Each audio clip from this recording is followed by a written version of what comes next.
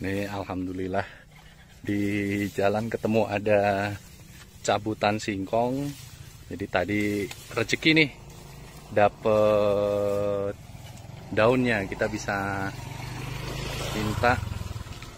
Nah nih niatnya mau berangkat ngambil ampas, ternyata dapet cabutan singkong nih.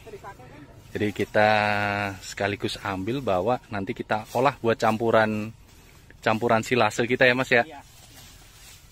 Nanti buat kita campur ke apa, Zanzibar pacong yang kita tanam ini bagus banget ini. Nanti kita kasih tabel juga, tabel nutrisi dari daun sama batang singkong ya.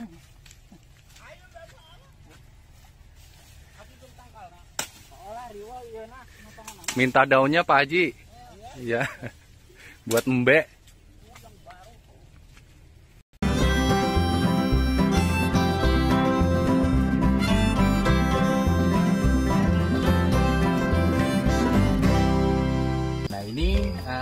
Saya hari ini pengen bahas nih soal apa, singkong, karena kebetulan kemarin kita waktu jalan nggak sengaja ya, alhamdulillah di jalan ada petani yang lagi nyabut singkong. Jadi kita berinisiasi untuk memanfaatkan sisa dari pohon singkong yang nggak kepakai. Nah, karena ini sifatnya kontroversi, jadi kita pengen bahas nih. Kebetulan Mas Yudi ini kan sudah berpengalaman di ternak ya, kurang lebih 10 tahunan lebih. Jadi saya pengen bahas ini sekaligus sama beliau yang memang sudah terbiasa termasuk memanfaatkan si jenis tanaman ini. Nah gitu Mas Yudi ya, kita pengen bahas itu. Nah mungkin pertanyaan yang paling awal sih sebetulnya, kalau kita saat ini kan sering dengar ya dari cerita dari peternak, apalagi peternak baru ya, peternak yang baru banget itu sangat menghindari daun singkong karena ada anggapan bahwa singkong ini berbahaya. Itu gimana sih sebetulnya? Untuk tanaman singkong ya, itu dari singkong ini semua kita bisa manfaatkan, dari mulai umbinya, kulitnya, batangnya sampai daunnya, kita bisa manfaatkan untuk ternak. Nah untuk kontroversi sendiri, boleh atau tidak, aman atau tidak, itu sebenarnya tergantung dari perlakuan kita sendiri untuk daun singkong, batang singkong ya terutama ya. Batangnya itu bisa ya, justru batang sangat kan bisa, sangat orang bisa. Masih bingung kan, ini batang keras bisa ya, sangat bisa batang singkong ini. Nah kalau untuk mitos atau fakta bahwa singkong sendiri ini beracun, itu sangat fakta. Oh, kenapa? Berarti bener ya, memang ada racun ya. Memang iya. Kenapa? Karena memang di dalam batang singkong sendiri, batangnya mau umbinya mau daunnya itu mengandung cyanida. Dan kita tahu cyanida itu sangat berbahaya. Berbahaya ya, ada kopi cyanida dulu tuh. Seperti itu. Tapi selama kita bisa mengolahnya, kita bisa memanfaatkan dengan baik, insya Allah ini akan menjadi pakan yang sangat bernutrisi. Jadi sebetulnya secara alami si tumbuhan ini ya, jenis singkong ini itu memang kalau secara fakta itu memang punya kandungan cyanida dan sifatnya toksik ya, beracun ya. Cuman ada sisi manfaat lain dari kandungan-kandungan tadi, batang, umbinya sampai daunnya, di luar toksik itu sepanjang kita bisa mengolahnya secara baik gitu ya, secara baik. Oke, artinya itu tadi bisa ada kandungan racun. Terus gimana kalau kita belum pinter ngolah, terus kambingnya keracunan gitu Mas? Ya. Nah, untuk kambing sendiri sebenarnya keracunan ini disebabkan karena dia belum terbiasa ya makan daun singkong. Nah kalau ada kasus seperti itu, seperti kita memberi daun singkong ini terus dia keracunan atau apa, ya langkah-langkah yang kita ambil ya kita harus mengobati ya, bisa dengan cara apa namanya, cara tradisional bisa, secara istilahnya medisnya kita bisa. Kalau secara tradisionalnya cukup mudah, kita cekok kita cekok minyak sayur yang baru ya. Iya, minyak sayur itu untuk dosis sekitar 200 ml. Kita cekokkan, kita masukkan 11 berarti ya. Setelah itu baru kita timpah air kelapa muda. Air kelapa muda. Itu resep pertamanya, Itu jadi resep minyak keracunan. sama air kelapa muda. Ya, seperti itu. Kayak manusia ya dikasih air kelapa hijau, kelapa muda ya. Kelapa muda itu insya Allah bisa tertolong gitu. Kalau ciri-ciri keracunan itu gimana tuh Mas? Kalau Kambingnya. keracunan ya, kalau daun singkong sendiri ciri-ciri yang signifikan itu pasti dia awal gejalanya itu dia loncat-loncat kayak orang pusing. Jadi kayak gimana ya? Kayak kok ini kepalanya itu iya seperti itu ya, kayak orang mabok. Ya, Ya, kayak orang mabok, kayak orang mabok itu. Kemudian dia celeng ya. terus Celeng. nafasnya terengah-engah, kemudian mengeluarkan Busa. busa atau sejenis liur yang berwarna hijau. Nah, itu keracunan. Liurnya ya, Ciri jadi keracunan, iya. ciri gitu. Iya. Jadi kalau udah ada indikasi itu tadi ya, Iya. udah koplo, celeng, Betul. ya, ngap-ngap sama ini ya. Oke. Oke, itu jadi resepnya selain air kelapa itu tadi ada lain Mas Ya, yang tradisional? Kalau tradisional Itu. kalau setahu saya yang mudah, Paling mudah terus itu ya. paling mudah didapat ya itu paling mudah. Kalau untuk injeksi obat, Injeksi obat kita ya bisa. Sebenarnya kalau injeksi obat ini sebenarnya saya agak ragu ya. Oh, malah. Share-nya agak ragu sebenarnya, karena kita kalau di kasus keracunan kadang-kadang ada kita yang memang kita menurut dokter hewan atau menurut pakar yang udah iya, itu kita suntik. iya, Saya sendiri pernah mengalami, saya suntik malah bablas. gitu. Oke. Karena daya tahan tubuh dia mungkin Lagi nggak bagus. kuat, Nah, gitu. itu kan kemarin saya bikin konten jangan asal suntik ya. Jadi Ya, memang seperti itu. udah itu aja deh, kita kasih resep yang aman-aman aja buat Tradisional. peternak ya, buat peternak. Oke, itu tadi kita udah tahu bahan ini beracun, cara mengatasinya. Nah, terus sebetulnya tadi saya pengen tahu kandungan di dalamnya tuh yang bagus tuh apa aja sih Mas gitu. Kalau dari tabel nutrisi mungkin kan tetap ada protein kasarnya, ada lemak kasar, ada serat kasarnya gitu. Karbohidrat Iya, ya. karbohidrat gitu. Kalau kita bisa mengolah secara benar, Iya. kandungan daun singkong ini bisa kita berikan pakan tunggal ini bisa saja kalau Oh, bisa ya. tapi bukan untuk fattening ya, Bukan kita untuk untuk breeding. Itu Iya. pun kita melalui tahapan-tahapan. Enggak. Jadi harus adaptasi dulu ya, Karena karena sangat lumayan ini kandungan karbohidratnya, proteinnya tinggi itu ya. lumayan tinggi. Oh. Cuman dibarengi dengan dia ada anti nutrisinya seperti racun itu tadi.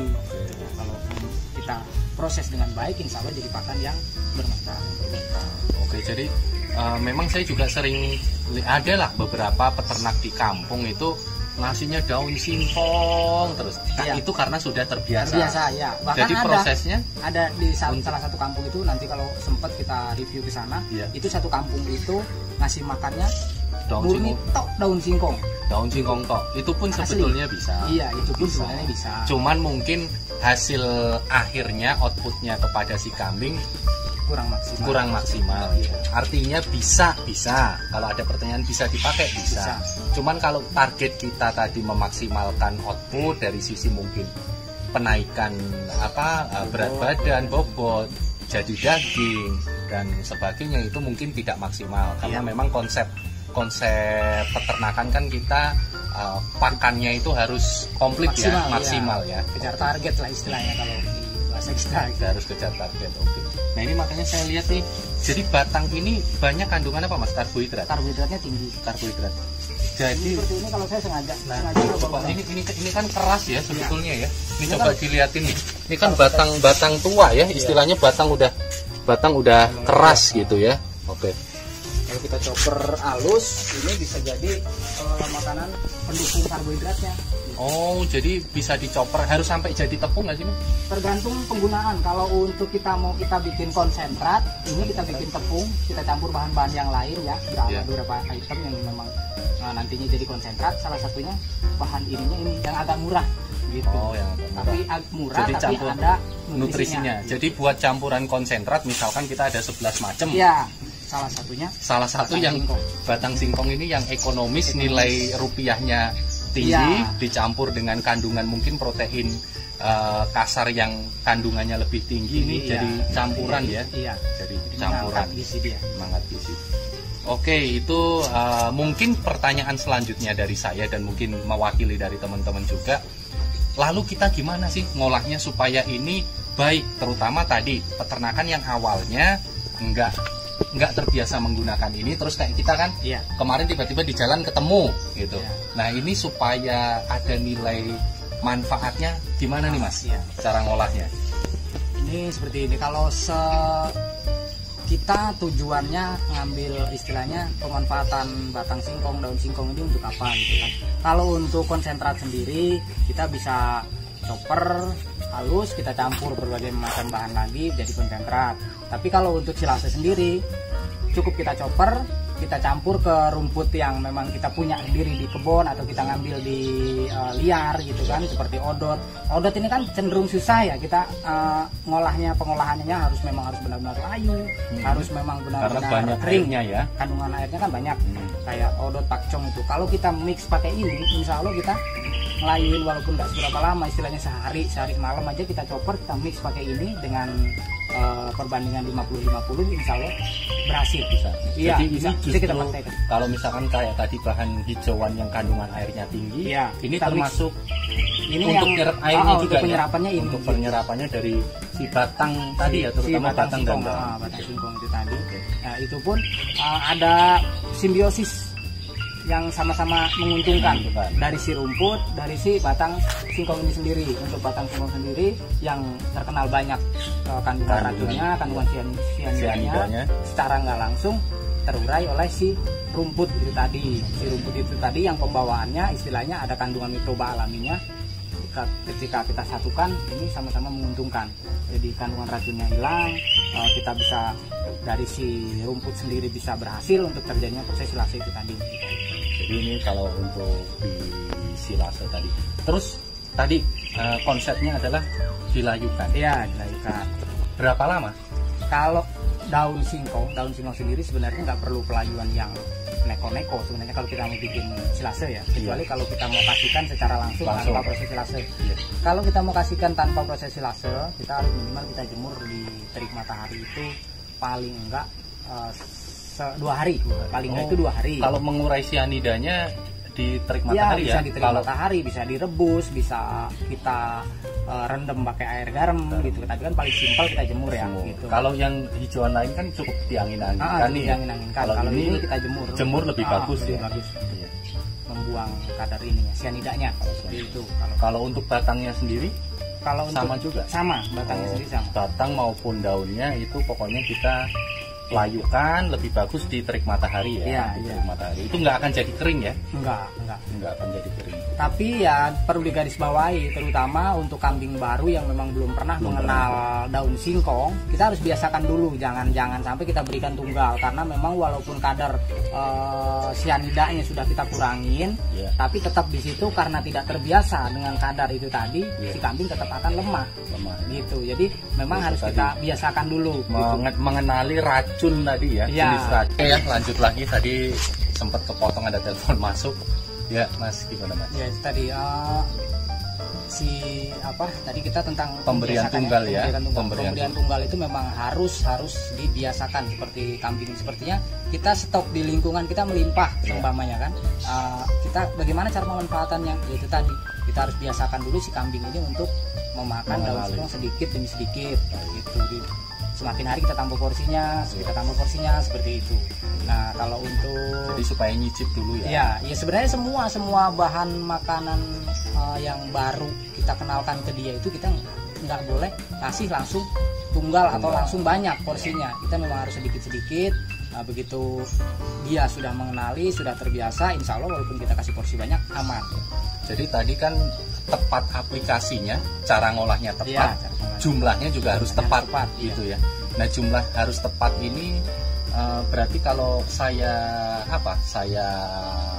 resumkan ya dari penjelasan Mas Yudi, itu tadi kalau untuk kita di awal ya disarankan jangan langsung tunggal ya. Jadi mending kalau yang tidak terbiasa menggunakan ini itu diperkenalkan dulu dengan cara dimix dulu ya. Dimix dulu secara dasar biasanya kita tambah itu, nanti semakin naik.